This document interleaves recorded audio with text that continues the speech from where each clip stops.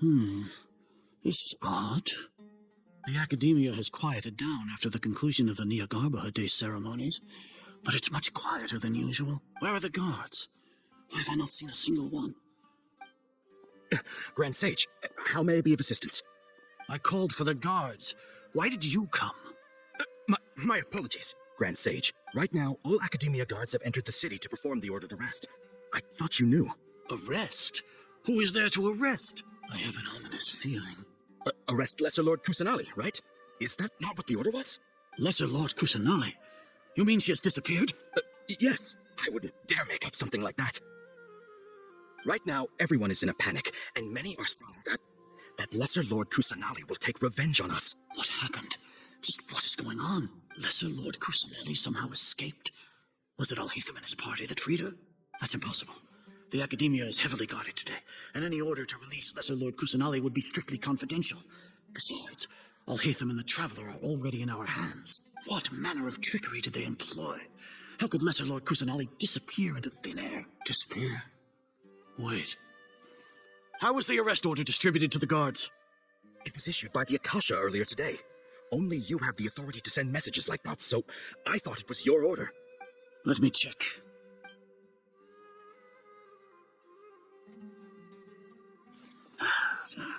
Here. Lesser Lord Kusanali has escaped from the sanctuary of Sarasthana. Go to the city and arrest the escapee immediately.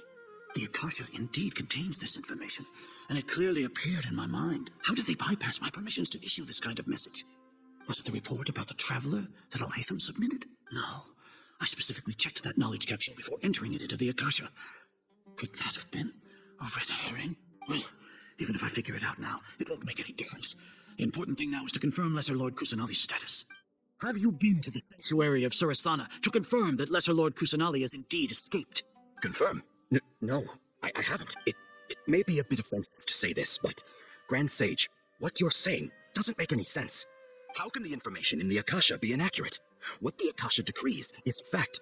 That is common knowledge to all of us. If we have to confirm the information and knowledge from the Akasha ourselves, then how is that any different from us learning that information ourselves? Wouldn't Greater Lord Rukkhadevata's legacy lose its meaning that way? In the beginning, it was I who asked you to believe in the Akasha, to believe in the legacy left by Greater Lord Rukkhadevata. Are you trying to use my words against me? No, Grand Sage. I'm merely confused because I believe in you. I never meant to refute you. Stay here and see if there are any suspicious people around. I'll go to the sanctuary of Surasthana on my own. Yes, Grand Sage. Lesser Lord Kusanali has escaped from the sanctuary of Surasthana. Go to the city and arrest the escapee immediately. How can that be? Stop thinking about it. Stop. It must be a trick of theirs. As long as I personally confirm it. Ah! Impossible. That's impossible. There must be something wrong with my eye.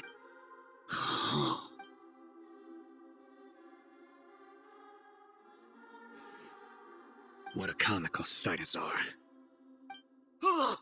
Once the Akasha has put certain thoughts into your head, even the Grand Sage can no longer see what's right in front of him. You all can only see the world in your mind, the one you think you know. And precisely because of this, you disregarded Lesser Lord Kusanali's existence. She has been a wise and worthy Archon. Sino, have you been waiting for a chance like this? The Akasha predicted that you would return to the Academia to confront me, but I didn't expect it to turn out like this.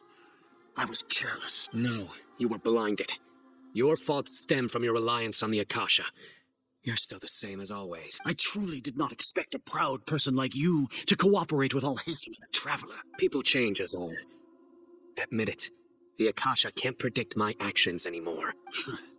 And tell me, what have you found during your investigation? You want to buy time? This is the sanctuary of Surasthana. Under your own regulations, even Academia staff are forbidden to come here. No one will come to save you. As for the investigation, I've at least confirmed that you are guilty of insurgency against the Archon. A serious crime. So what? Did you do all of this so I would plead guilty in front of you, General Mahamatra? No. I want you to plead guilty In front of the Archon herself. You once said that I had no standing to judge you. So now, how about judgment in the name of a god?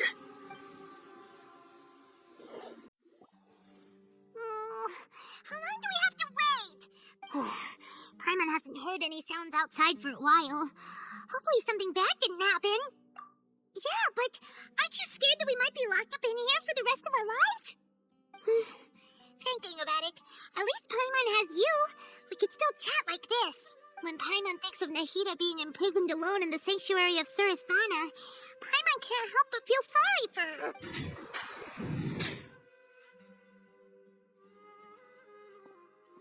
Here comes your savior.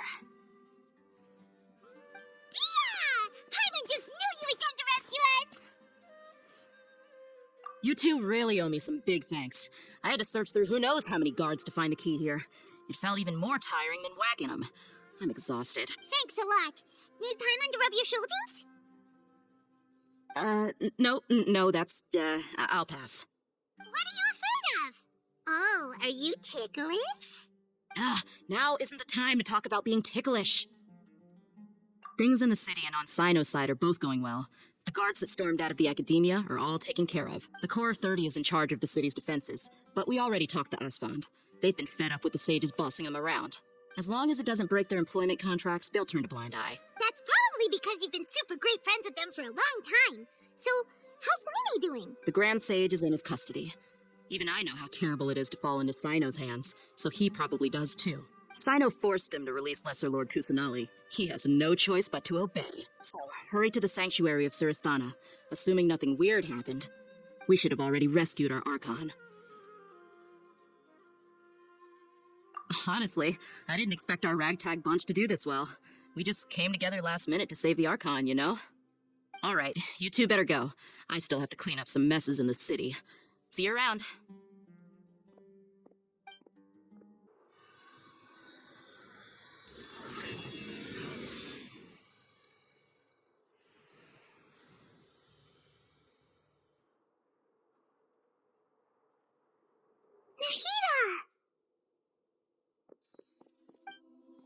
Should I say it's nice to meet you? This is the first time we've met in real life.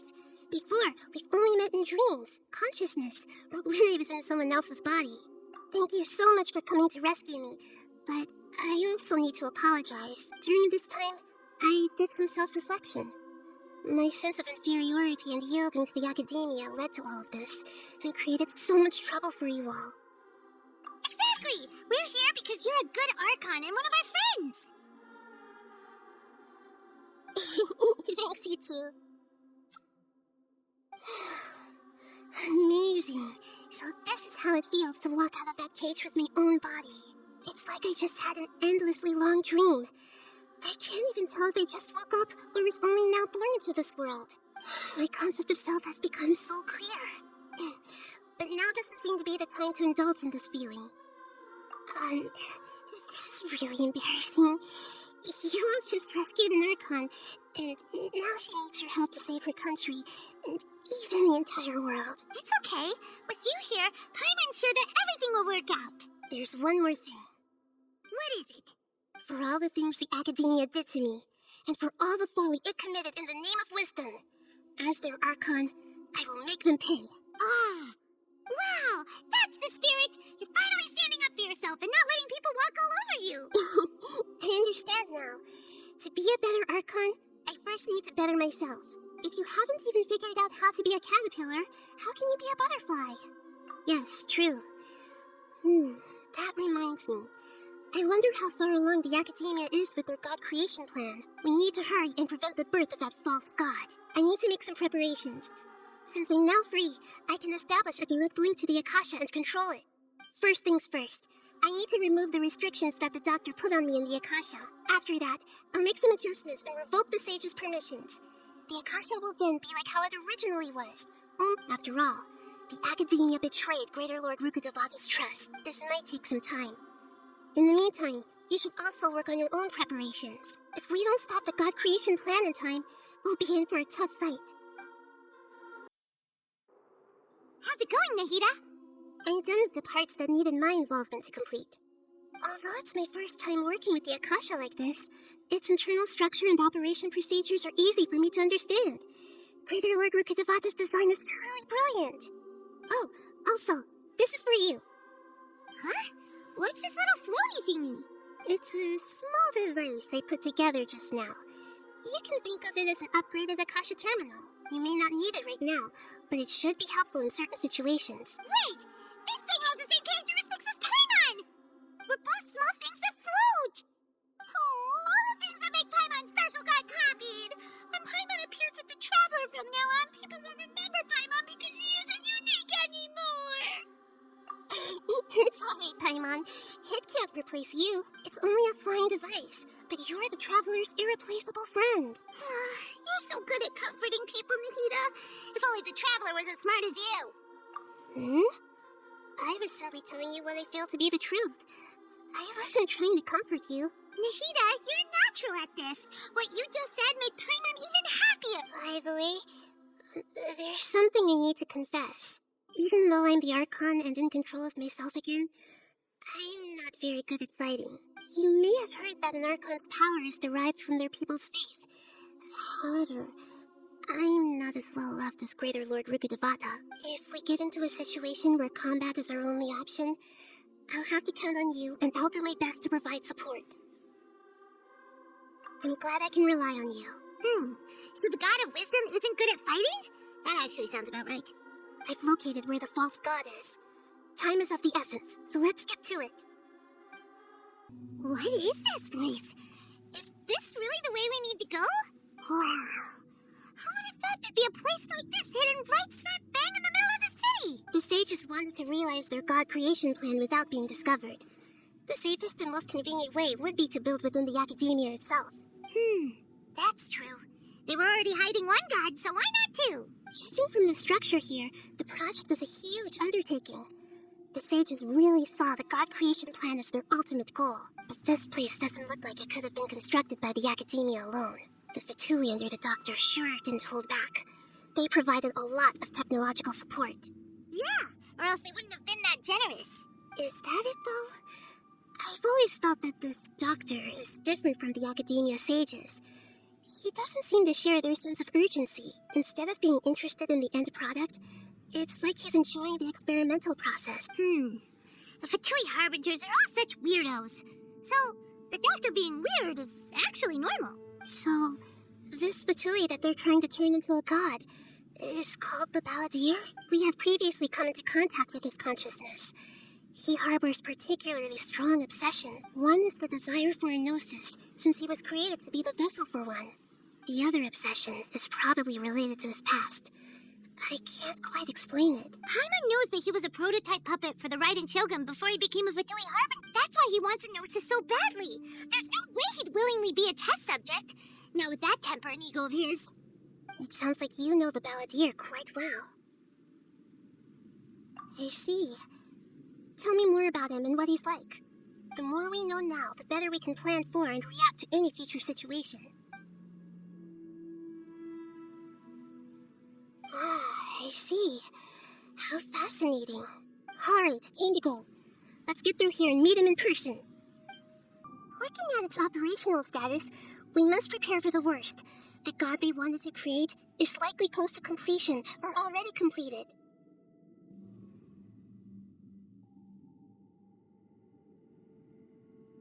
Oh no, what should we do? Paimon can't imagine how hard it would be to fight against a Fatui Harbinger with a gnosis. Are you nervous, Paimon? If you really want to know, of course Paimon's nervous. Aren't you too, Nahida? Yes, I am. This is probably the first time I faced with a calamity of this degree since my birth. I feel not just nervous, but curious as well. Curious? Curious about what? Curious about our fate. To me, everything we perceive in this world, everything we learn, and everything that happens to us is considered knowledge. And if it's a form of knowledge, then it can be understood. However, only fate is about that which has yet to occur, so it has always drawn my curiosity. So to me, fate is the ultimate knowledge. That's also why I love observing humans and all the things that happen to them. And now, at long last, I'm not just an observer anymore. I will personally experience my own fate with you by my side. Isn't this such a wonderfully exciting thing? Oh, so that's what you mean. Paimon thinks she understands what you're feeling. Agreed. Okay, let's continue on. I can sense his aura from here.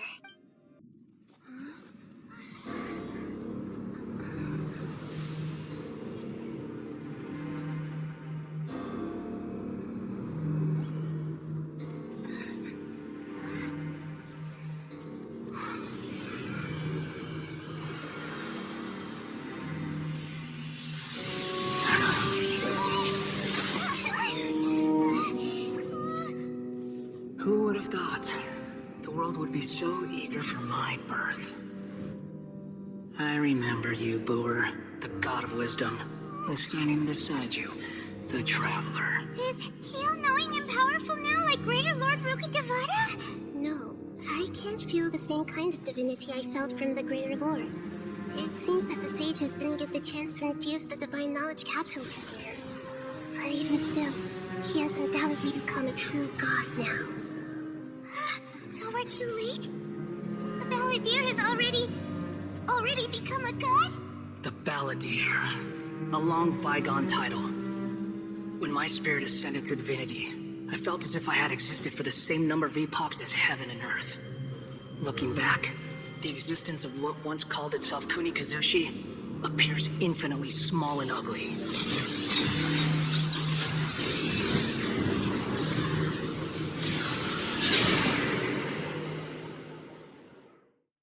This imposing aura. It really feels like a god's. A body that capitalizes on the Balladeer's original construction as a mechanical puppet, with the Gnosis serving as a constant power supply. How much effort and resources did the sages put into this? From a purely technological perspective, it's a commendable achievement indeed. You sure are something. Dishing out compliments at a time like this? But I don't think he's reached the spiritual height of a god. Strife is engraved upon every god and every gnosis brought forth into this world. Can you feel it? The exhilaration of such power, and the thrill of anticipation for our contention. Hito wouldn't feel the same things as you. Do you not realize that you are interrupting a conversation between gods?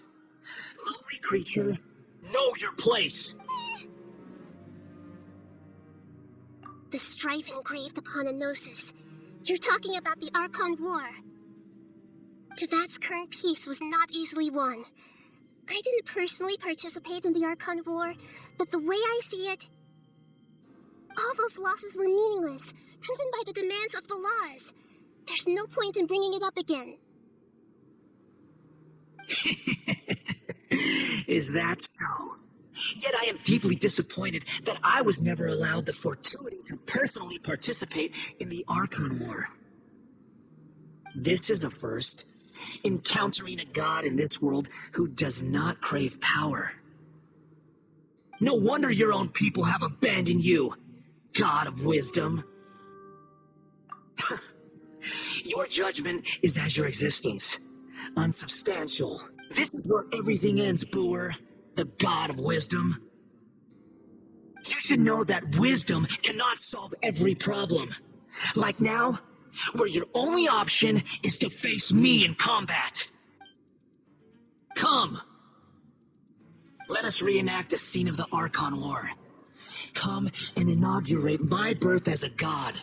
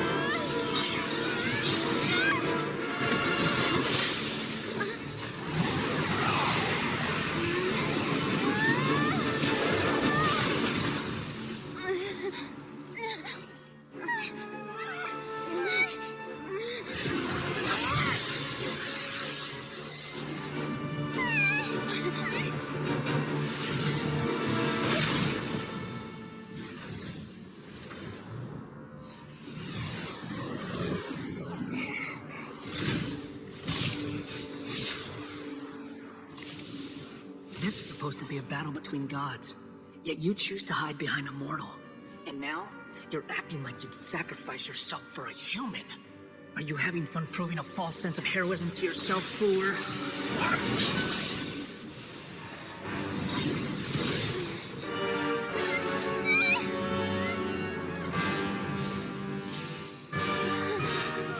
The data collection is almost complete. Do you even know how many times you've tried to take my gnosis from me?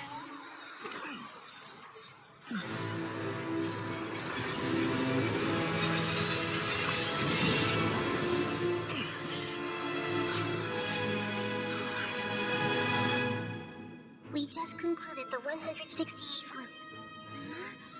Did you know that in the effort to create you, the people of Sumeru were forced to live through the exact same number of Subzerus festivals and Samsara cycles? The power of dreams. When did you use it on me?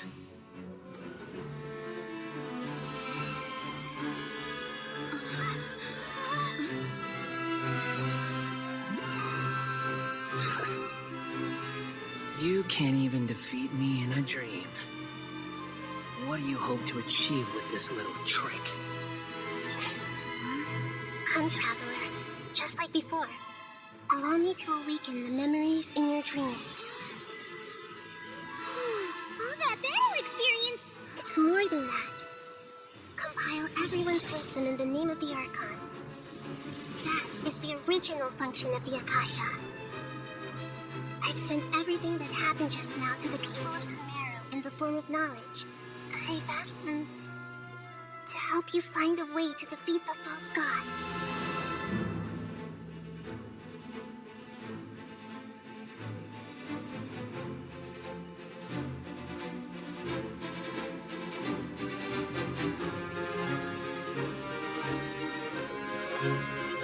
Now, all of Sumeru's wisdom is at your disposal.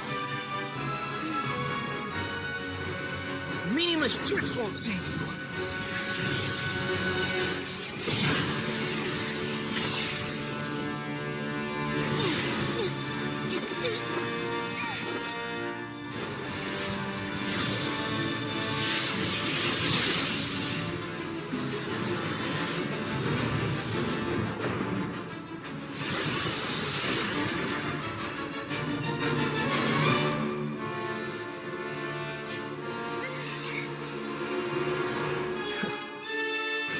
Are you done with your tricks?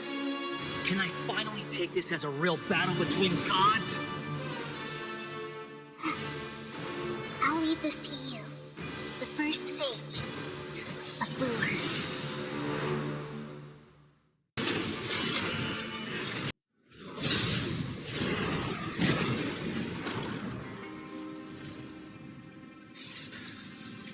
Humans.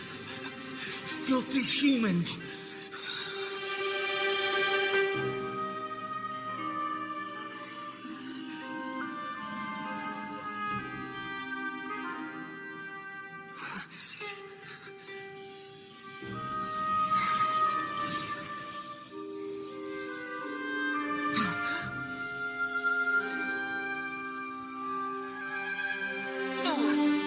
Wait! Please!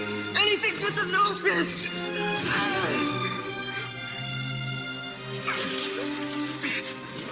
That's mine! Don't even try! I'll never go back!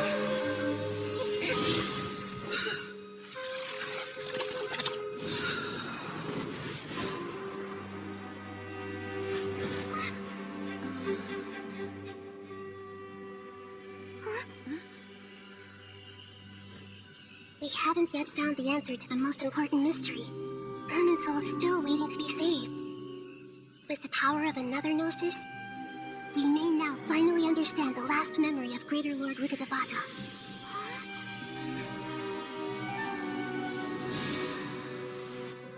This is... That's right. This is the last memory of my predecessor.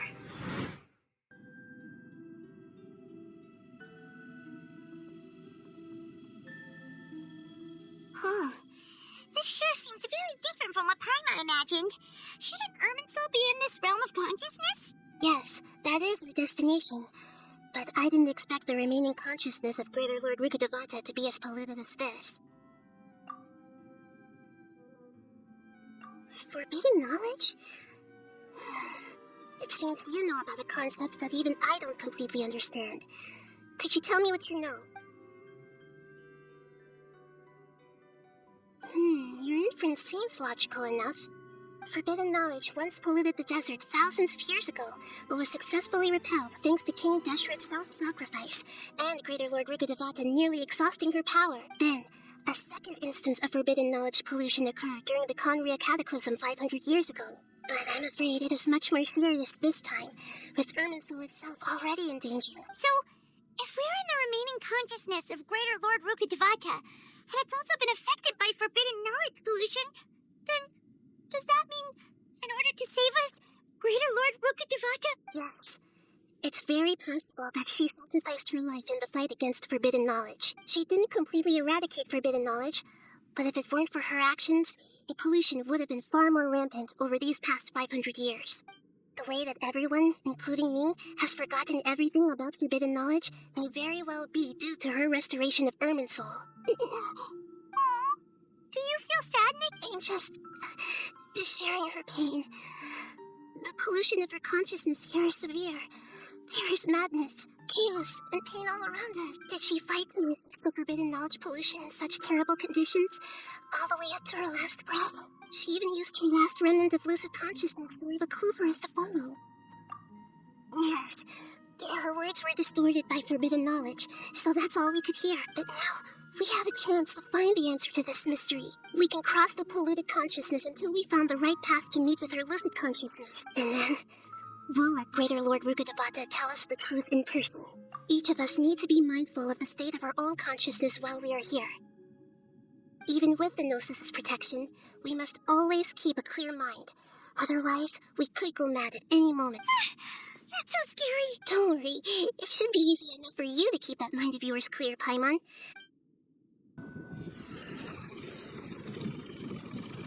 We changed direction. Are we still going the right... Judging from the current route, the boat of consciousness will soon take us out of here.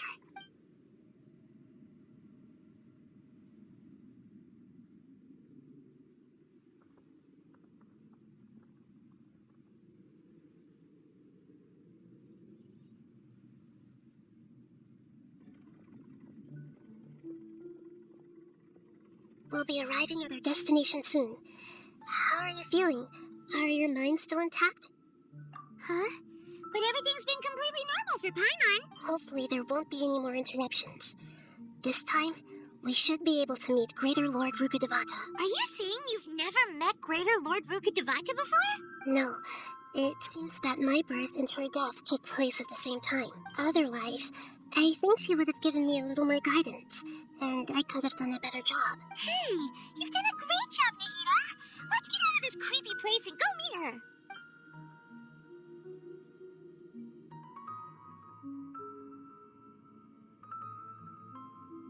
So, is this the place you were talking about? The base of Irminsul? Well, this is the place.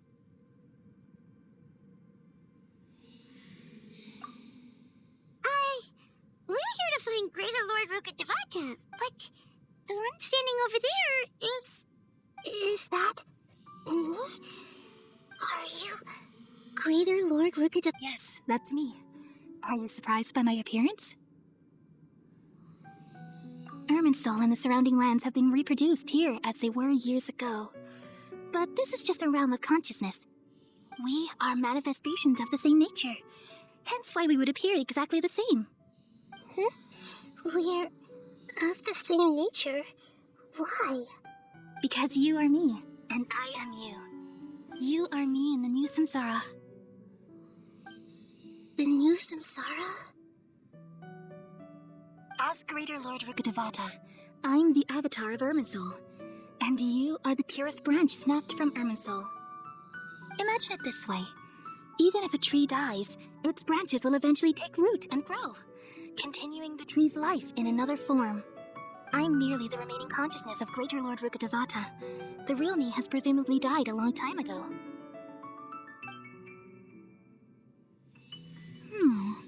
Judging from your appearance, I've probably been dead for 500 years. But you're finally here. My new self in the samsara.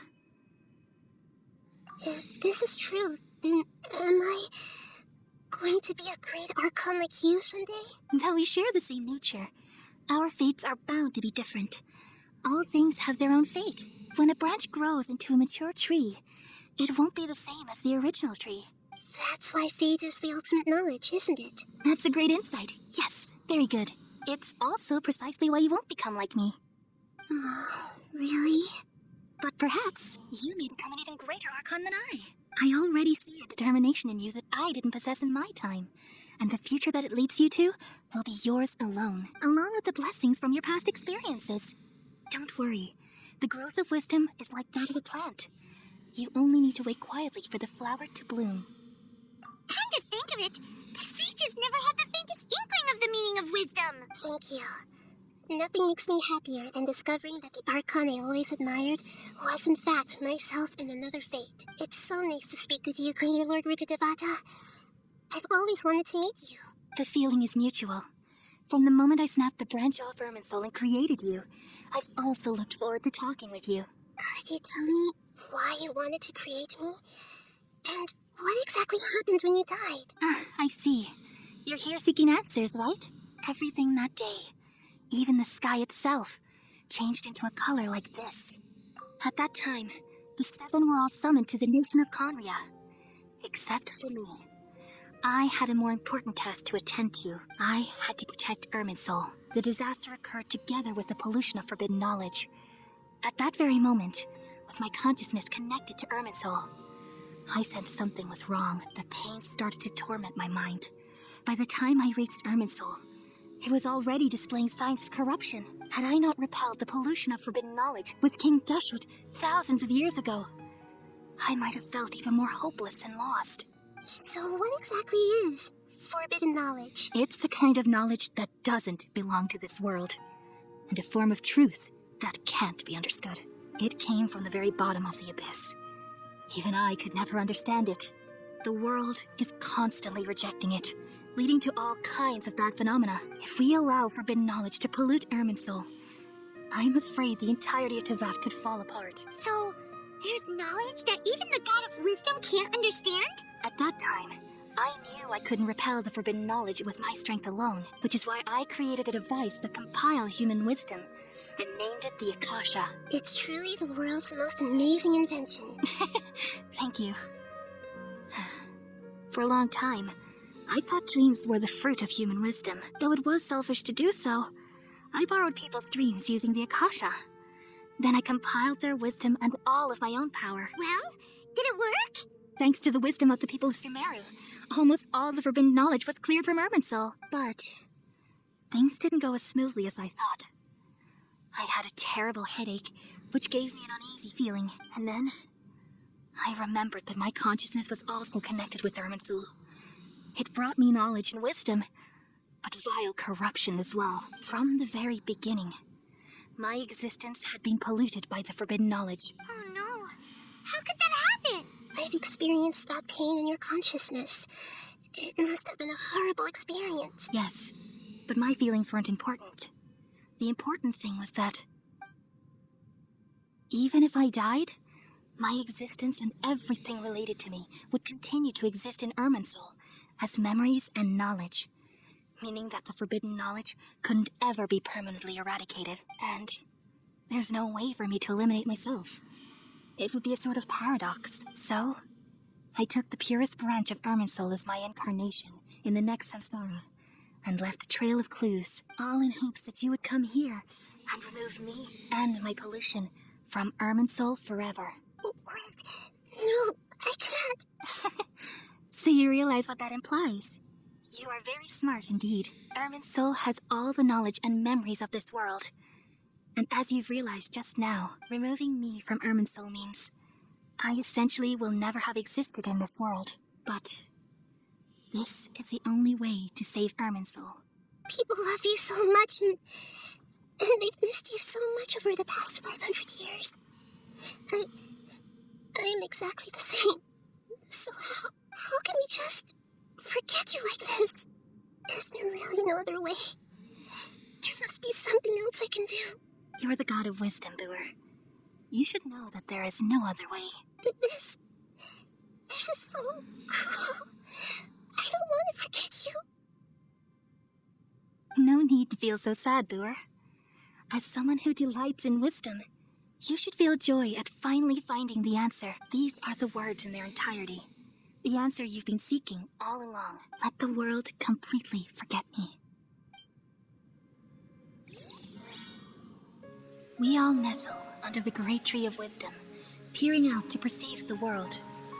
From the earth and from the rain, we perceive its wonders, until we become a white bird to perch atop a branch, and finally snap off the most important leaf. Once upon a time, I alone dreamed in this world. In my dreams, everybody would also dream after they fell asleep. Wild and wonderful thoughts would emerge from their minds. Some tumbled to the ground, and others floated to the sky, connecting all things in the world into one dazzling net. Among a plethora of worlds were numerous smaller worlds, all of fate, finding within the tapestry their brilliant glow. I gradually understood that these indescribable and constantly changing things are the most profound things in the world. Only they can completely repel the madness.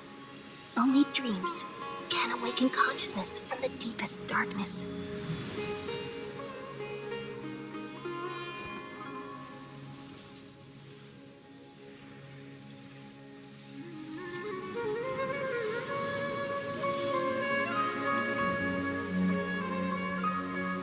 I'm the one who posed this question, yet also the one who sought a solution.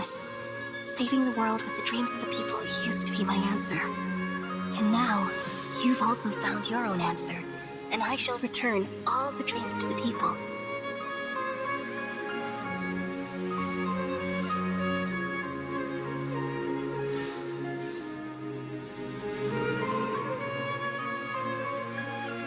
Goodbye, people of Sumeru.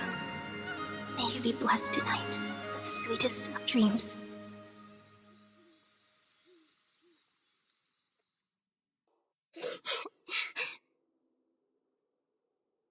I'm alright. I'm just a little confused. We're to save the world, right? So why am I crying? I don't know where this feeling inside of me is coming from, but I feel very sad.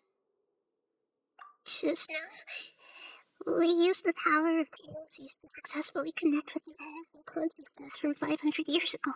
Then, we removed the remaining pollution from Merman Soul. Yeah, what's wrong? Weren't you there just now?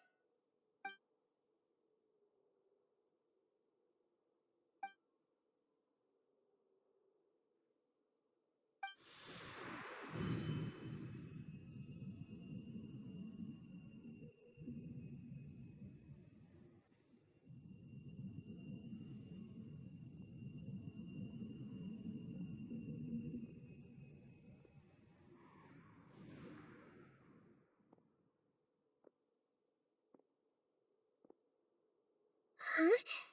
That sound. Traveler, Paimon! I've been waiting here far too long.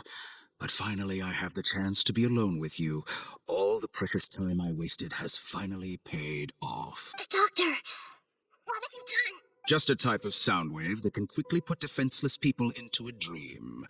As I expected, it doesn't have any effect on gods. This is the only thing of interest I've found among the sage's research. I thought I'd take it for a little spin. Don't worry. I know you would never forgive me if I actually killed them. I'm here to negotiate with you. Naturally, I won't do anything dangerous that could potentially damage our relationship. Negotiate with me? I heard you had already left Sumeru. Why are you here again now? I left Sumeru, but I also stayed in Sumeru. Even the god of wisdom is restricted by the habits of cognition. How disappointing. You mean there are many different versions of you in this world? An astute guess. Even the same individual will have different cognitions at different ages. A long time ago, I made a major decision in hopes of preserving all my perspectives of how I observed the world. Observation is the first step of any experiment, but observing the current world doesn't satisfy me. It lacks an important dimension, that of time. So I saved segments of all my ages and made them into independent individuals. That's all there is to it. Indulge me. How does the God of Wisdom find my method of seeking knowledge? It's an insult to the very concept of life. Life inherently has many rules and restrictions, each with its own significance and reason to exist. They can't be broken on a whim. Good. Amazing, even. Indeed, it's difficult for humans to make peace with themselves, not to mention oneself from a different period. Since you were in the academia, why wait until now to show up? You could very well have stopped us and helped that fake god. Simple. Let me ask you this. Would any staff member ever help the subject in the middle of an experiment? It was my experiment. So why should I interfere with the results? The academia saw the plan to create a god as their ultimate goal, yet you only saw it as an ordinary experiment. You really are crazy. If the experiment succeeded, you would have had a new god on your hands. How would you have faced your own god then? Would you still take the same stance? Would you still hold the same view of yourself? I'm first and foremost a scholar. These results should be left to the judgment of the hypothetical me confronted with that outcome. But you're right. And that's exactly why I'm disappointed with the conclusion of this experiment. As an individual, you don't have any sense of belonging. You seem to have even fewer convictions than a typical scholar. Oh no, I certainly have my own convictions. They just don't fit your standards, that's all. All right, that's enough conversation for today. The experiment is over, and it's time to tidy up the equipment and reclaim any useful materials. For example, the Gnosis. Lesser Lord Kusanali, you're an intelligent Archon. I'm sure you understand the disparity in our combat abilities at this time. Besides, you have no way to use that Electro-Gnosis in battle. Didn't you say you were here to negotiate with me? Somehow, it's starting to seem like you intend to take it by force now. I'm merely stating a fact. After all, I'm also a scholar. Naturally, I hope to show proper respect and dignity to the God of Wisdom. Your hypocrisy is built on absolute confidence. I understand your scheme, but... what if I were to destroy the Gnosis now and awaken the heavenly principles? Awaken the heavenly principle? Do you think that's really possible? The heavenly principles have been silent for many years, but the Gnosis are symbols of their control over Teyvat and all the laws. Will the destruction of the Gnosis attract the attention of the heavenly principles? And if so, how do the Fatui plan to deal with the consequences? Do you dare to gamble such a possibility with me? Gamble? How surprising. I thought you would show evidence or use rigorous reasoning to prove your point. The word gamble is the last thing I expected to hear from the God of Wisdom. But this is a clever move.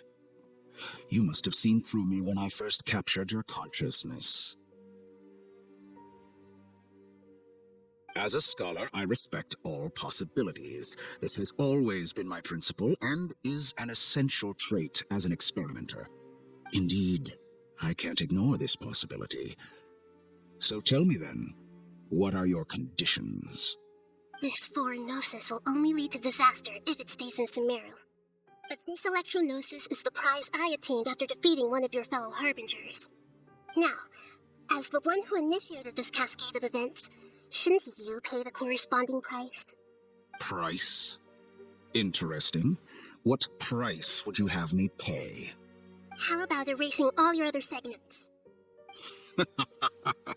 So this is how you wish to restrict me, the most threatening opponent of the Nation of Wisdom.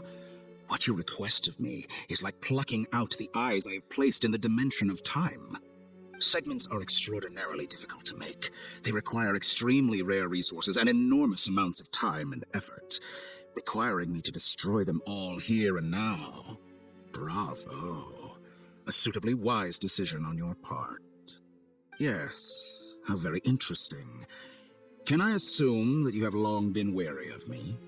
Among all the versions of me, this segment you see now is the most selfish. If it weren't me, your idea wouldn't have worked. What did you see when you were imprisoned? You were observing me, and that's how you know I've long grown tired of their doubts and endless arguments. Like you said, it's difficult to make peace with yourself.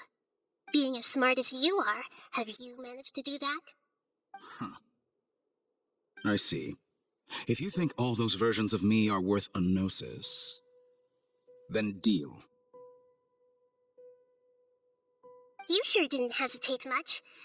Is the relationship between all the versions of you really that bad? I don't think there's any need to dwell on that. The surplus versions of me can be exchanged for a gnosis. Do you think anyone can offer themselves at a higher price? Besides, with my abilities, it's only a matter of time until I find better perspectives. Perhaps it's best to say, you're just temporarily ahead. But what I'd like to know is, how can you be sure that I've really erased them? I can see your remaining honesty.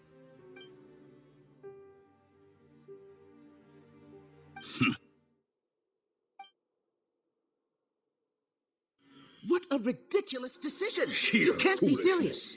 How could I have been so short-sighted? You Then think this is the end? Wait, I'll have my revenge. You'll make this moment count. You will regret this. Well, have you confirmed that it's complete? Here, take it. The future of Sumeru City will be in my hands alone. I will shut down the Akasha and let curiosity and the thirst for knowledge drive the realm of academics once again. There won't be any further gaps for you to exploit. It truly pains me that my academic achievements have never been appreciated in my homeland. Of course, I have no interest in being rejected by this city for a third time. Another chess piece. And where is your dendronosis? Don't be greedy, Harbinger of Sneezing. No, this is a different transaction. If you intend to turn off the Akasha anyway, then there's no further use for the Gnosis of Sumeru, is there? Besides, isn't it the Archon's duty to deliver what's desired of the Seeker? Oh, judging from your expression, you don't seem to find the idea very agreeable. Then let's think of it this way. Since you're the god of wisdom, how about I exchange some knowledge with you? People exchanging knowledge with the God of Wisdom is the stuff of legends. Yet here you wish to exchange knowledge for the God of Wisdom's property. Arrogant as that is, it has piqued my interest. Let me ask you, have you in all your mighty knowledge ever heard the rumor that the skies of Tevat are fake? Huh? That's the secret hidden by Irminsul concerning the truth of this world. Once I finish telling you about this, it will be time for me to say goodbye.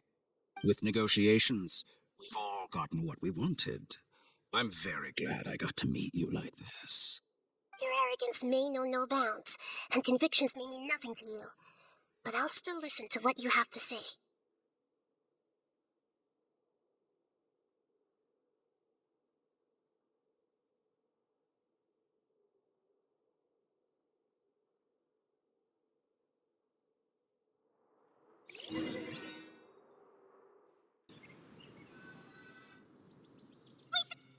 Together! Are you awake? Colin says it's time for breakfast. Come on, get up! Good morning! How are you feeling today? Good to hear. It looks like we've recovered pretty well. Not even Tainari could stop us from going out now, right?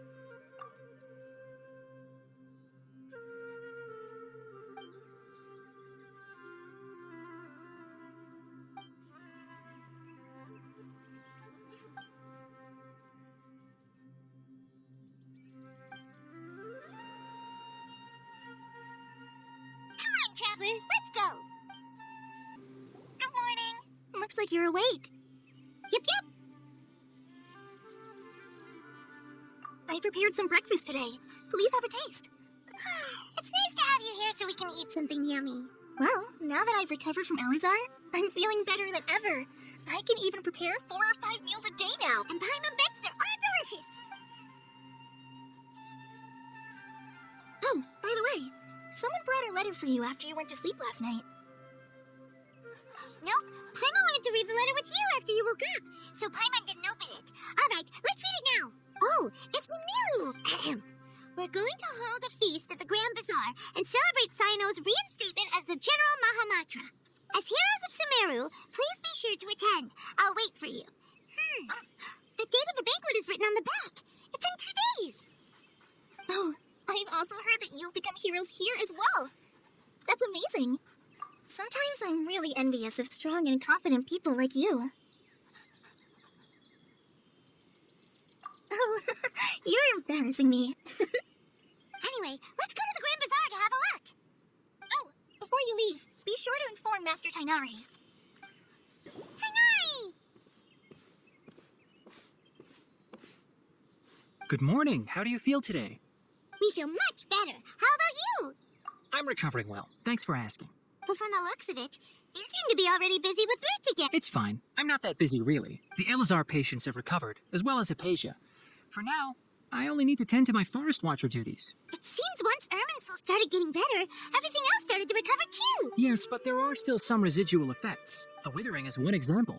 Though it won't spread anymore, the existing zones won't just disappear.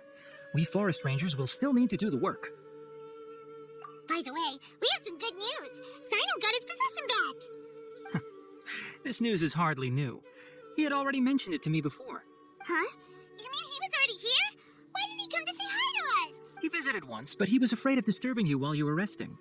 He just asked me a few questions and left. Then you probably already know all about the celebration feast. Celebration feast? No, I haven't heard anything about that. Huh? But didn't Nilu say in her letter that they would celebrate Sino? He didn't tell you? Perhaps, or alternatively, he doesn't know about it either. Come to think of it, Sino doesn't seem like the type who'd enjoy a celebration feast. You and Kale are both Sino's close friends. Why don't you come to the feast with us? Kala has taken over some of my tasks these days. I don't think she'll have time for it. Not to mention me. You see, some VIPs have come to the forest recently. Huh? VIPs? Very important Paimons? Well, technically speaking, they are former VIPs. The sages involved in recent incidents have begun their training in the Avidya forest, and the people they had previously imprisoned have all been released. Huh? Yes, he's a little weak, but he isn't injured and his condition is stable. Lesser Lord Kusanali, in her boundless mercy, has decided to spare Azar and the other wrongdoers.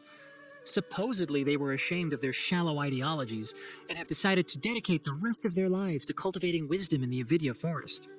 When they learned that Lesser Lord Kusanali had defeated the Balladeer and saved Irminsul, they were shocked at first, but also became happy, feeling that the sacred light guiding them on the path of discovering wisdom had begun to shine once again. As a result, work has increased for the forest rangers. That sounds really exhausting. There's nothing we can do, really. But that's another topic. Back to the matter at hand. Are you two— Right! We're here to request permission to head out. Would that be okay? You've recovered well. You may go, but be careful. Yay! Will do! Well, there won't be any problems if the feast starts at that time. Everything has already been prepared. Mr. Zubair, I finished tallying things up here. Well, except for the guests. Is a simple reply really that much to ask of our guests? It's affecting our arrangements. Oh, it'll be fine. Besides, it never hurts to get things ready in advance. I was thinking the same thing. The feast will be held sooner or later, right? Hey, Milu! Traveler, Paimon! We got your letters, and here we are! You're the best. The other guests haven't even replied yet. Huh? Are we the only ones that have arrived? Yeah, I had someone deliver letters to all of our guests. But maybe everyone is still busy with other things. Look, I get it. Sumeru is in an extremely important period of transition right now, but even if your friends are important figures, they shouldn't just ignore your request like this. Nilu is Sumeru's #1 celebrity, after all. You have no idea how happy I am to talk to people with good taste. If you consider enjoying Nilu's dance as having good taste, then almost everybody has good taste. Because Paimon thinks everybody will love her performance. That's right. We all think she's amazing too. Nilu is an absolute favorite among those of us who frequent the Grand Bazaar. For Outlanders, you have a great eye. Master Zubair, let's have a vote for the most outstanding audience members next time. I think these two may win. Nonsense. It is not for us to determine the value of an audience. But indeed, we could try giving gifts to people with particularly good taste. I heard there's a device in Fontaine called a camera that can record people's appearances as pictures. Such pictures would make superb gifts. Ooh, good idea. I wonder where we can find one. I don't want you giving pictures of me to everyone. I'm satisfied just being able to perform here. There's always a lot going on at the Grand Bazaar. Yeah, and that's why I love it here. Traveler and Paimon, could you help confirm if for some reason they didn't receive the letters? Then please tell everyone that there will be a feast here. Yeah, we can also check out how everything in Sumeru is going now. When I wrote the letters, I heard that Dia was in Port Ormos, and Alhaitham was at the Academia. As for Sino, we've only heard that he appears at the Academia from time to time. I'm not too sure about Ramon's whereabouts. My guess is that he's with Dia. As for Dunyarzad, I just hope she's feeling better. I sent her a letter, but I was afraid of disturbing her. If you have time, please ask about her for me. Okay, got it. Let's go, Traveler.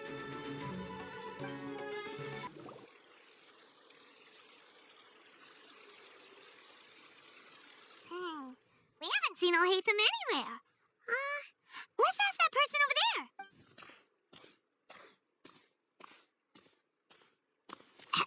Hey there, have you seen Alhaitham around? Yes, it seems Scribe Alhaitham has gone to the House of Dana. You should be able to find him there. But you're already the second group of people I've seen looking for him today. He must be quite the busy man. Oh? Who else was looking for him? Mr. Cave was just here asking about him. You wouldn't believe how terrible their relationship is. And now you two are here. Don't tell me everyone's here looking for gossip about the sages. No way. We're strictly here on business. Ah, I see. Sorry, I thought maybe everyone's as interested in rumors about the sages as I am. Alhaitham should be around here somewhere, right? Oh, he's over there. But it looks like he might not have time for us. Just put down that worthless book and tell me what happened in the Academia. This is not just some worthless book. Do you have any idea how difficult it is to find a physical book like this in Sumeru? It doesn't matter. It's probably just another thing that you used your authority to get your hands on anyway. Just put it aside. Listen, I came back today only to hear that the sages have disappeared. Oh, you sound surprised. I thought you would already know the inside story. Would I be here asking you if I knew? You're the scribe, not me. So just tell me what you know already. Well, I almost became a sage. Huh? Oh, don't sound too surprised now. You're the renowned Kaveh, light of the Ksharawar. Besides, as a master builder and craftsman, chances are you'll be appointed as a sage too. Why do I feel like you don't really mean it? Huh. What makes you say that? Why would you question my heartfelt sincerity? Maybe it's because you've never said anything good about me before. Yeah, well, I share a similar sentiment, and anyone who knows you as well as I do would surely do the same. Oh, you... See? This is why I hate discussing anything with you. Your ridiculous and arrogant attitude always gets in the way. It seems that you really can't stand my personality. Ha! What was your first clue? Well, then you might as well move out of my house. Are you threatening me? Stooping to a new low, I see. Ugh, and don't change the subject. You, a sage? What a joke. The Academia might as well just close tomorrow. Are they having a fight? Forget what's going on with the Academia. Haven't you been busy with your construction project? Tell me, when are you going to build yourself a mansion? Don't get me started. I get angry just thinking about it. So, what great building did our master architect work on this time? Like I need to tell you. Keep your nose out of my business. No, I think we deserve to know. Where were you when Sumeru needed you most? I was in the desert for a large project, but considering Haravatat's utter ignorance of architectural and aesthetic matters, you probably wouldn't understand. Oh, which is truly unfortunate. I can only pity the man who doesn't understand the first thing about beauty and romance. Unlike a true... hold on, wait a second. What do you mean by when Sumeru needed me most? Well, while you were out fiddling around in the desert, many people came together to save Sumeru from a crisis. Ha! And you think I'd believe that? Look, all you really need to know is that Azar and all his accomplices have all been overthrown. Huh? What nonsense are you talking about? It's no skin off my nose if you don't believe me. It's not like my Darshan was the one trying to apply for funding from the Grand Sage. Yours, though, on the other hand... You know what? I'll ask around. I'm sure someone knows what's going on here. You're dead if I find out you're lying to me.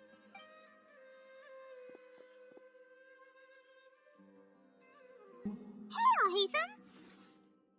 Oh, it's you two. What's the matter? We're running some errands for Nilu. Have you received her letter? Letter? Nilu said she sent out a letter inviting everyone to a celebration feast in 2 days at the Grand Bazaar. We'll also be celebrating Zaino's reinstatement as General Mahamatra. If she addressed the letter to all Hatham of the Academia, then the letter should have gone to my office. I've been busy these days, so I haven't had time to check for any new mail at my office. I only now have some free time to attend to personal matters. Have you always been so busy with your work? Of course not. I'm only busy these days because several sages have been dismissed recently, and the whole Academia was practically turned upside down. Kainari told us they all went to train in the Avidia Forest. Apparently they will spend the rest of their lives there. That is already the best possible ending for the likes of them. 4 of the 6 great sages were possessed by their desire for power and attempted to create a new god. In order to pull it off, they even imprisoned the other 2 rational sages. To imagine such things could take place in the Academia. I don't know. Yeah, you're right. Huh. Feels kind of strange to hear them called that after all this time. But then again, the 6 great schools sounded pretty impressive too. Yes, at least that's how they're supposed to sound. It's said that when the Academia was first founded, the Dendro Archon herself established the 6 great schools, each representing one of the 6 different types of wisdom. Numerous Darshans have sprung up and faded. Only the 6 Darshans, attaching themselves to the 6 great schools, have stood the test of time and obtained permanent seats in the Academia. Now, the 6 Darshans are nearly synonymous with the 6 great schools, and the leaders selected for the schools are the 6 great sages. Among the 6 great sages, there is one central leader, the Grand Sage. Unfortunately, only the sages from Vahumana and Amorta remain now. They were imprisoned for opposing Azar, and were only rescued after Azar's downfall. So who's managing things in the other 4 schools now? Do they need to find someone new? Yes. Normally, new sages are selected based on a strict set of criteria. Oh, didn't you just say something about becoming a sage? If they pick you, then we'd have a huge connection in Sumeru. Yes, about that. You didn't let me finish my sentence. The person in charge of personnel affairs nominated me to be the Grand Sage in place of Azar and help Lesser Lord Kusanali manage the Academia. But I refused. Huh? But why? Can't you be a little more ambitious? I'm not even interested in being one of the 6 great sages. Like I said before, I don't like being a leader. Oh, all right. So are you busy these days trying to find others to take the job? That's not my job either. I'm only responsible for handling important affairs within the Academia before the new sages take office. And the first thing I'll do is reject Kasharawar's application for funding. By the way, who was that other person just now? Is he your friend? Do we look like friends? Paimon doesn't know. That's why Paimon's asking. His name is Kaveh, my roommate. You could say he's the representative for Ksharawar scholars. Which is exactly why he always has so many problems. So everything that's happened recently must be a huge change for the people of Sumeru. Such is the work of the Academia Scribe. Well, anyway, no matter how busy you are, since you are our planner, remember to attend the celebration feast in 2 days. Alright, I'll see you there.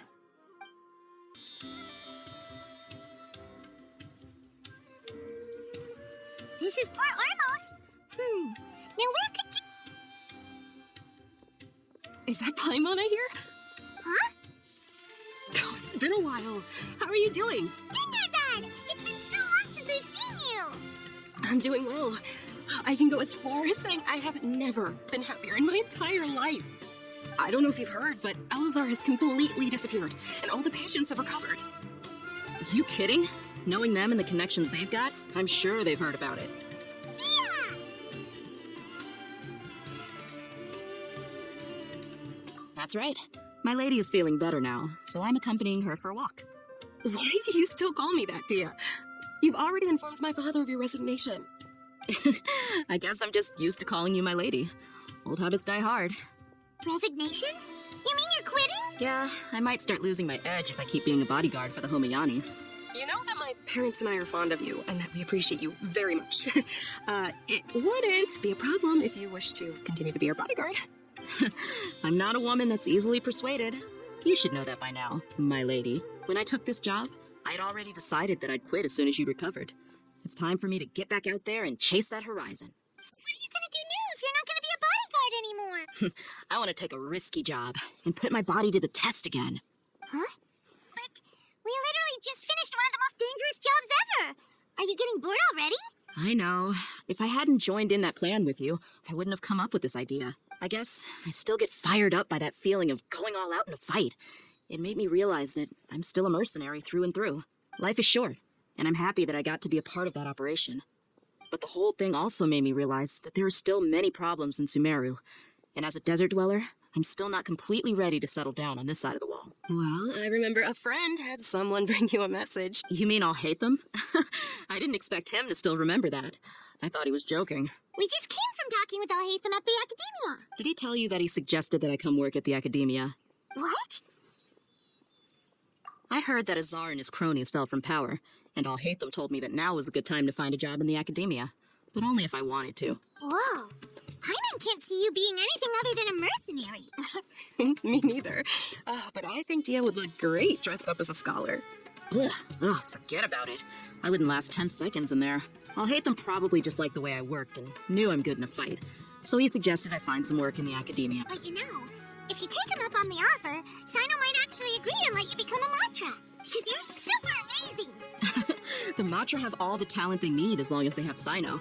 I prefer to be free to live however I choose. In fact, I chose this job from the very start because I knew it'd be right up my alley.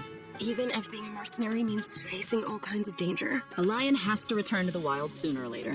If anything, being your bodyguard has been unfamiliar territory for me.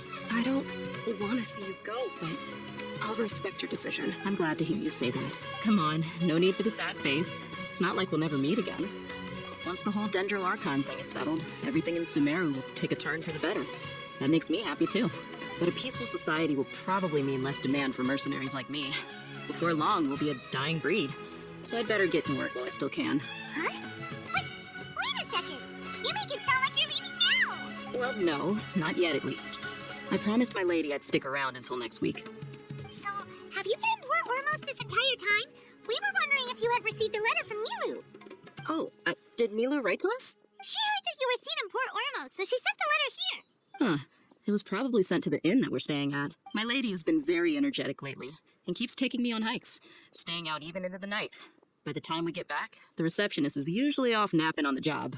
Right, and we tend to leave quite early in the morning, so the old man on duty is also usually dozing off. So what it really sounds like is that the person on duty is always asleep. I bet the letter's at the reception desk. I'll go check later. No wonder there wasn't a reply. You never received the letter. Good thing Milu asked us to come and check on that. Sorry to make you two come all the way out here. It must be something important for Nilu to specifically write to us like that. Yes, she said they were preparing a victory feast in the Grand Bazaar, and will also be celebrating Sino's reinstatement as General Mahamatra. She was hoping you could come. Great! I'll be sure to attend. Count me in too. But is there some sort of dress code or anything for the feast? Can I just show up looking like this? Since it's being organized by Nilu, I don't think she'll be too picky about that. If anything, I think she wants to see us as our most natural selves. All right, then this is how I'll show up. The feast will be held in 2 days, so don't forget. Sure. Thank you so much for letting us know. We'll see you there. Oh, by the way, do you happen to know where Sino and Raman are? The General Mahamatra always comes and goes without a trace. Normally no one knows his whereabouts. Oh. But last time we met, he mentioned that he had something to do in Aru village. You can try your luck there. As for Raman, your guess is as good as mine. I only remember he said that he had something to discuss with Sino. You can ask Sino when you meet him. Don't mention it. You better get going. All right, on to our next stop. It's been a while since we last visited Aru village. Ah, there's Sino. What brings you here? We recovered well, and Tanari agreed to let us leave, so now we're out and about again. It seems Gandharvaville's medical treatment is still as good as ever. And Tanari is recovering well, too. That's good to hear. consciousness, right? You're welcome. Tainari has excellent medical skills, and Kale is quite attentive. It was the... But why are you just standing here like a dead... I'm meeting some people. Oh, you mean Candace? I've already talked with Candace and the village chief. They're still at the usual place. You can go there if you'd like to see them. But you know one of the people I'm meeting as well. Oh, by King Deshret's blessing, my friend suddenly appears in the desert. Don't tell me you've run into trouble and need us to help now. And, huh? Sataria?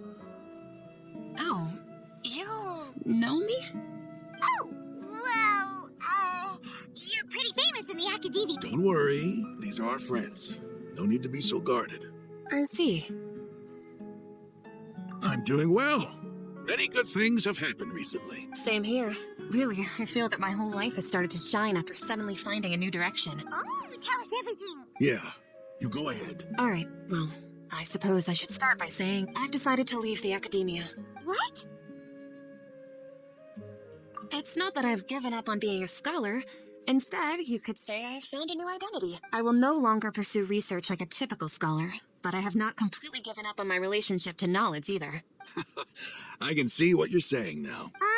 What do you mean? I plan to leave the academia and return to teach here in the desert. Wow, so you want to become a teacher? Sataria will return to support education here and teach people from the desert. She can't teach everyone on her own, but there are many of us Eremites all over Sumeru. She came to discuss a collaboration with me and hoped that I could bring her ideas to the Eremites. Yes, it's my hope that the Eremites can help me select a group of smart people with the best aptitude for teaching.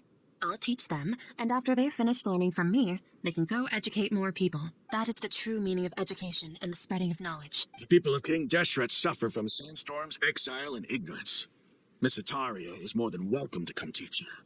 Her arrival is like a star shining in the desert night. The stars have always guided caravans, thieves, soldiers, and travelers who get lost in the night. Oh, please, where's all of this coming from? I'm starting to feel a little embarrassed. You deserve these compliments.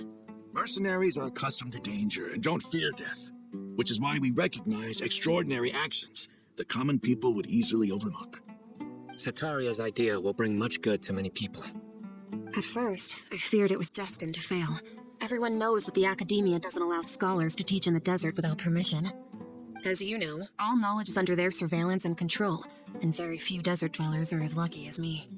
But what I heard at that time has been haunting my heart, as if there were lightning bolts constantly bombarding my soul. Sataria, you tread a treacherous path, and the longer you ignore it, the tighter the academia's grasp on you will become. Sataria, why haven't you gone home? Never forget that the desert that belongs to you lies elsewhere. Miss. These words sparked something in me, and I knew that I had to bring something back to my people after going home. I gathered up the courage to approach the Grand Sage, only to find that he was no longer at the academia. Lord Sino told me that Azar didn't belong there anymore. Azar has received much-needed punishment. Though, if you ask me, it may have been too light. You probably have already heard. Lord Sino helped me obtain permission to leave the academia for the desert, and accompanied me here to discuss collaboration with members of the Eremites. My plan was able to go smoothly thanks to him and Raman. You're all doing so much for the desert. Aside from that, I also have some other business to discuss with Sino. Lesser Lord Kusanali has allocated many resources to support and develop the desert. I've done some business for her, and part of it required the assistance of the Eremites. I applied for a few batches of educational materials from the academia, and sent them to several groups in the desert, as instructed by Lesser Lord Kusanali. I believe the people will make good use of them. That's exactly what the people here need. Physical books and other related items. If it weren't for Sino and Lesser Lord Kusanali, I'm afraid we'd never be able to get our hands on them. Apart from this, the academia is also recruiting scholars that are willing to teach in the desert. I'll let you and Sataria know as soon as I have any more news. We must be persistent about this, and maintain these resources to ensure long-term effectiveness. This is the first time in hundreds of years we've had a glimmer of hope. I think this may be the turning point for the desert. Remember these words. Here lies our faithful priest, Kasala. His wisdom is a miracle among the people, deserving of high praise and admiration. I hope people with wisdom like that priest will rise again among the desert dwellers. Then we'll once again see the wisdom and glory that once shook the world. Enough about us. Are you here to discuss some business too?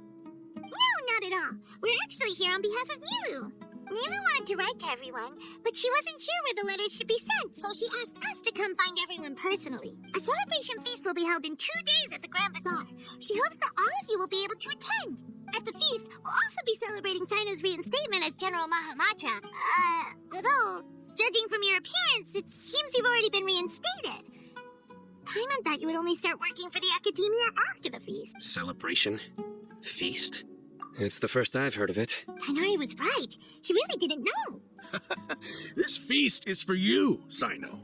Sounds to me like you'll have to be there. It's rare to see that kind of expression from Lord Sino. You must not like feasts very much. No, not really. But I'll go. Well, I still have a lot to handle here. Besides, I need to look after Miss Sataria in the desert, so I'll have to pass. I'm afraid I won't be able to join you.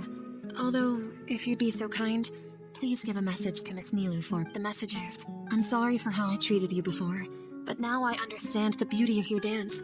It's like a light shining in the sky. You and the art you symbolize are not only beautiful, but also lively and powerful, so much so that it was prohibited. Please keep dancing, and someday I'll be able to appreciate your art in person. Okay, we've got all that down. Our job here is complete as well. Oh, Sino, remember, party's in 2 days. Make sure you're there. Got it. Everybody's already here. Looks like we're the last ones to arrive. I'm here. Ah, there you are. Well, look who finally decided to show up. You look like you came here immediately after finishing up some work. I'm very happy to see you here. We're not late, are we? It's just that everyone else arrived ahead of time. I propose that the last one who arrived be put in charge of today's speeches. Nah, there won't be any speeches today. Oh, really? Well, even better. Come join us over here. Let's share some great food and drinks. Everything looks quite good. Wow, Paimon can't wait! Traveler, just look at all the delicious food here.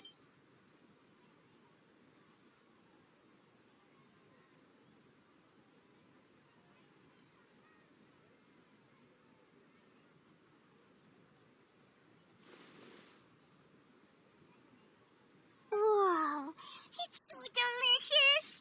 Oh, this grilled meat tastes amazing! The food was specially prepared for you by everyone in the Grand Bazaar. And we have gifts that were sent by the residents of Sumeru City when they heard we were holding a feast. Everyone that came said that you saved Sumeru and wanted me to... Feels kind of nice to be seen as a hero. I could get used to this. Being a bodyguard is also a hero's job. You've always... My lady sure has a way with words. Thanks. I'm glad to hear it. And I'm happy to meet everyone that participated in the great plan. Don't mention it. Come to think of it, we've really done something impressive. We owe it to our abilities. And luck. Really? Why do I remember everybody thinking that luck was against us and feeling like we hardly had a chance of succeeding? That's how I remember it too. It's luck that brought us together, and it was luck that let us form a team. Then, it took even more luck for us to formulate a plan and implement it successfully. Moreover, judging from the results, everything worked out well. Yeah, everyone gave it their all when it mattered most. It was almost like a performance. Everyone played their part. Thanks to everyone's efforts, the performance was a great success. So, would you say we're good actors too? It's such a blessing that Lesser Lord Kusanali was able to return to power at the Academia. Yes, even after being abandoned and neglected so many times, she's finally returned. Uh-huh. Lesser Lord Kusanali once used all her power in a great disaster, which resulted in her losing all her wisdom and memories of the past. This should be something everybody should remember. Huh? You look surprised. I didn't say anything wrong, did I? No, everything you said is correct. That's good. Something wrong? Yeah, what's with that face? You knew all of this already. Even if those two giants of the Academia are here, I still have to say it. Those sages really have some nerve. 500 years ago, Lesser Lord Kusanali used all her power for the people of Sumeru, and what did they do in return?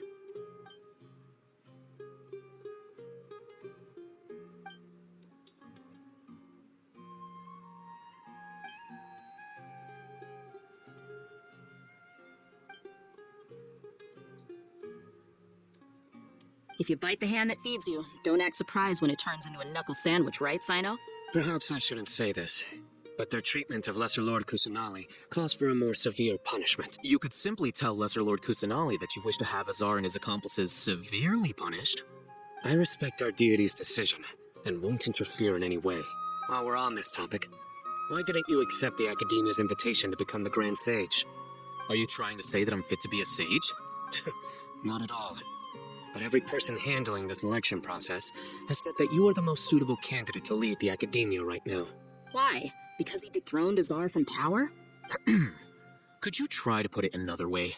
This is a good thing, yet you're making it sound like I overthrew Azar for my own personal gain. But seriously, though, I always wondered if you had some personal motives behind it. I did have my own motive, but it had nothing to do with being a sage. If the rules of our nation were suddenly cast by the wayside, then it wouldn't be long until chaos ensued.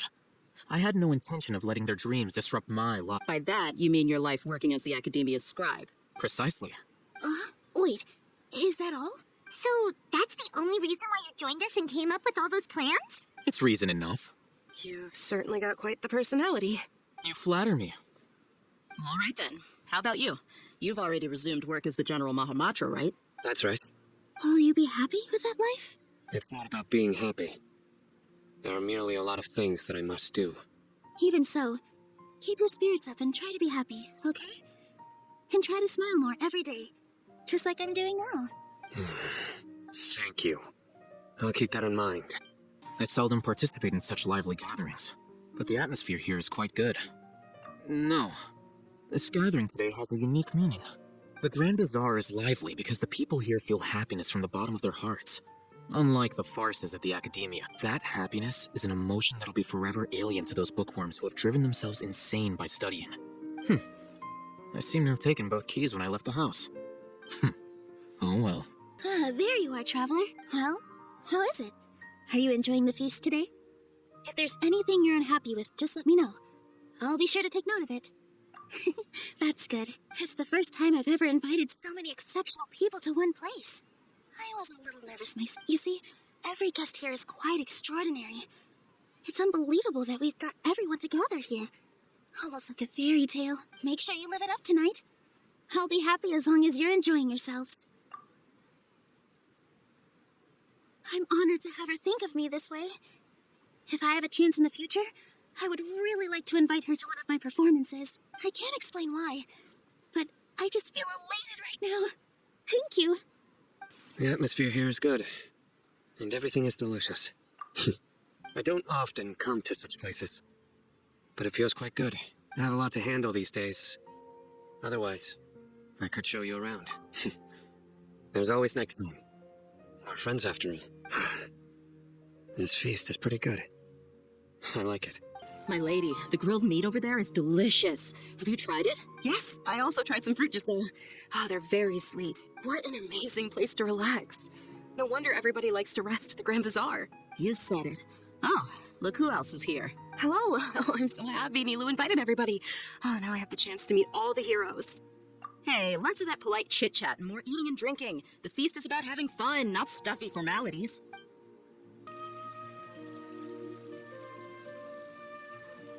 Hey, what's wrong? Your head is starting to droop.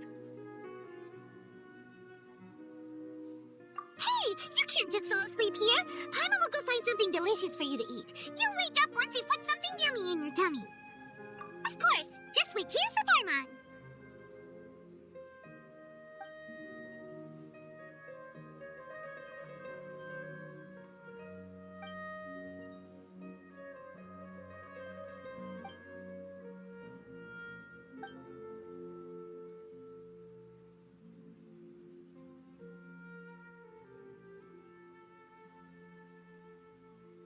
It's me.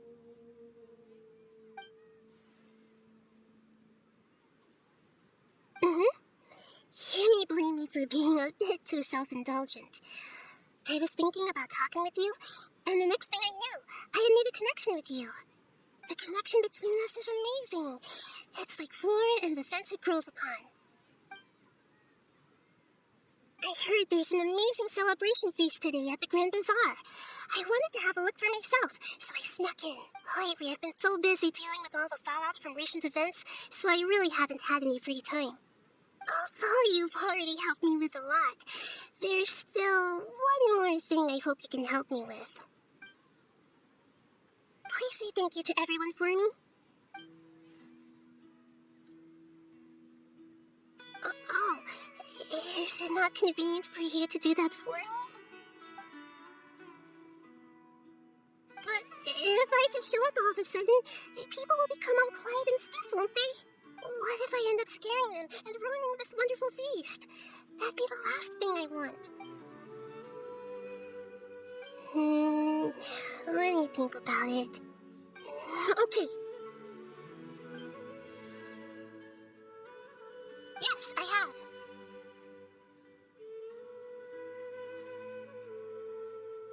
You said I should go thank everyone as myself, right?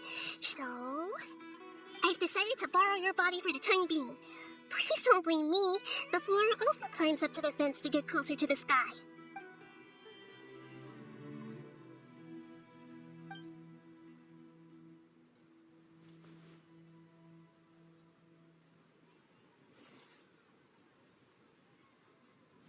Everyone! Are you awake now? Paimon was just about to bring you the food. It's me. Huh? That voice. Nahida? Hold up, what's going on? I didn't expect to have a conversation with the consciousness of Lesser Lord Kusanali in the Grand Bazaar. Interesting. Is this also a part of the feast? No, of course not. Are you Lesser Lord Kusanali? Hello, Nilu. You know who I am? Yes, I already know every one of you. Nilu, Alhaitham, Sino, Dia, Paimon, and Dunyarzad. Lesser Lord Kusanali? I took the liberty of occupying the traveler's body so that I could thank all of you in person. Thank you so much for rescuing me, even if that meant placing your own safety in peril and taking the risk of becoming enemies with the Academia, the sages, the doctor, the balladeer, and even the entirety of Sumeru. Without you, without any of you, I would have been in a much more difficult situation. Had you not helped me to resolve the crisis, not only I, but Sumeru and even the entirety of Tevat would have suffered great misfortune. People refer to you as the heroes who managed to rescue a god. I'm quite fond of this name. It not only explains your identities, but also bears witness to your relationship with me. Please, allow me to present to you my most sincere gratitude. Lesser Lord Kusanali, you've done so much for Sumeru, and I didn't even have a chance to do anything for you. You don't have to do this. Dunyarzad, the suffering you endured during your illness is also proof of you being with me and praying for me. Thank you. You don't need to be so ceremonious. It's always been my duty to protect you. This is how the relationship between the Academia and Dental Archon should be. We just did what was necessary and set things back on the right path. You're an Archon, but you act so humble. You really don't need to be so polite with us. I'm honored to have been able to take part in this plan. I hoped you liked the dance I dedicated to you. Thank you, all of you. Thank you so much.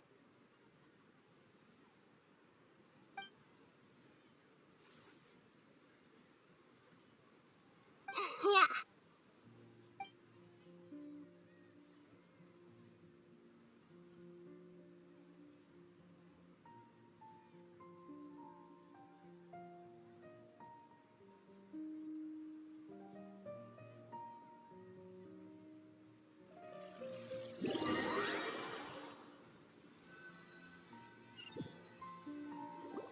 Are you awake? Did you rest well? After Nahida left, you ate a lot of food. You've become a glutton. That just means you still have a lot to learn from Master Paimon, the Sage of Gluttony. Alright, since you're awake now, should we go and have a chat with Nahida? She should be in the Academia right about now. If you have any questions, now's your chance to ask. Nahida! Hello, Traveler and Paimon. What a fantastic night. I'm still immersed in all the happiness and joy, like a candle floating on water. So are we, and that's why we're here to talk with you. Is there anything you want to know?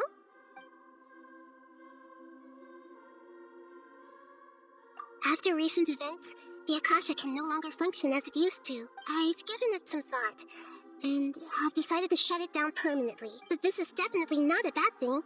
Even from the beginning, I've been planning to shut it down. The Akasha's centralized administration of knowledge has always restrained people's curiosity and curtailed the number of paths available to them. I don't think this is good for Sumeru. Although people may initially feel a little uncomfortable with the loss of the Akasha, they will soon understand that this life is more suitable for them. And as for the future of Sumeru, I'm preparing to regain control of the academia. The former sages have received their punishment, but the new sages have yet to be selected. I hope that the new 6th grade sages will be more focused on academics. Sumeru needs such leaders more than ever. The other big issue is the people of King Deshret. All the residents of the desert, in fact. They have been mistreated for far too long. I've already taken some measures to address this. It will take some time to rebuild everything, but no matter if it's culture, friendship, or trust, we will rebuild it. You mean, what happened after the doctor put you to sleep? Not exactly. The top-ranked Fatui Harbingers, up to number 3, possess power comparable to that of gods. I was no match for him in that kind of situation. However, in spite of the bad situation, I still managed to make a fair deal with the doctor. I'm sure you remember the entity that changed your fate, the Heavenly Principles. In fact, the Heavenly Principles has been quiet since the Conria disaster 500 years ago. I used this point as leverage against the doctor. I told him that the Heavenly Principles may be awakened if I destroy the Gnosis. Although it's just a bluff, he still fell for it. I assumed that the Heavenly Principles wouldn't just stand by and let such extensive damage to its laws take place. And as for what I exchanged for the Gnosis, the exchange served as both punishment for the doctor, as well as a boon of new knowledge that I couldn't refuse as the God of Wisdom. He's still in a coma. I've hidden him like how one would hide a feather. I know you have many misgivings about him, but as someone who had become a god, he has retained a number of very useful features. Don't worry, I'll keep an eye on him and make sure he doesn't do any evil. In addition, there are still some mysteries left in him. Some things may be very clear from my perspective, but he has still yet to understand them himself. His future will be determined by fate. Is that where you're headed next? Fontaine, the Nation of Justice? As far as I know, that nation operates in a judicial system. Does their Archon personally judge people? No, there's a Chief Justice in Fontaine. Generally speaking, the Hydra Archon, Fossilor, won't preside over individual trials. However, even then, Fossilor will still make herself present at just about every trial. It seems that she just likes to immerse herself in that sort of atmosphere. As Archon, she still reserves the right to influence the final verdict. Anyway, let's just say she's got, a very unique personality. Are you sure? Isn't there something else you haven't asked about yet? Huh? You mean... About your brother. While you were resting at Gandharvaville, I took some time to perform an Irminsul search for information on your brother. Yeah, isn't Irminsul a repository for all the information and memories of Tevat? So there shouldn't be anything on her or her brother. This is true in your case. Irminsul indeed does not have any information on you. However, there must be something different about her brother. Because, as it turns out, the world has recorded information on him after all. What? There's only one possible explanation. He belongs to this world.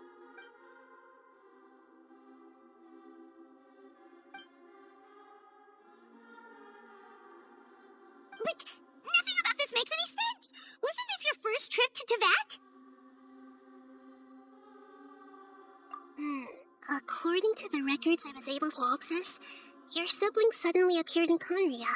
After the Conria disaster, he began his journey through the 7 nations of Tevat. But just as his journey was about to reach its conclusion, the Irminsul records on him suddenly become fuzzy.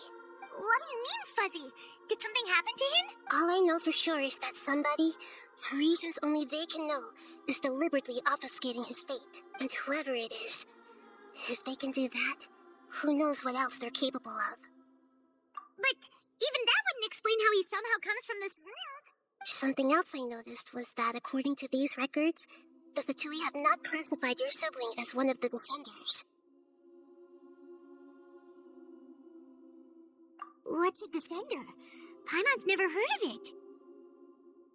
Look, I'm sure you must be curious about the information I received from the Fatui in return for my gnosis, right? A very important part of the intel was about this world's descenders. External beings, ones that don't belong to this world. Traveler, you are Tevat's fourth descender. Huh? So the Fatui count 3 other descenders before the Traveler, and her brother isn't even one of them? That's right. My current hypothesis is that the first descender was likely what we now call the Heavenly Principles. As for the other descenders, I still need to verify their existence. It could take me some time.